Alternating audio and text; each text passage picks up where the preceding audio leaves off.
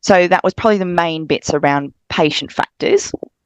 And otherwise, the clinician factors, that was more so around the idea that FCPs may have limited awareness and knowledge and understanding of the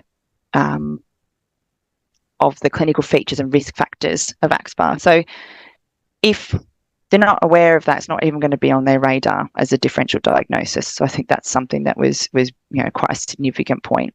Another thing that participants felt quite strongly about was they felt that there was a variability amongst FCPs in their level of past experience, and kind of any kind of their previous clinical mileage in that area before they're moving into these roles. So if you've got someone who's relatively inexperienced moving into an FCP role, then that could make it again difficult for them to be able to be able to recognise it and screen for it.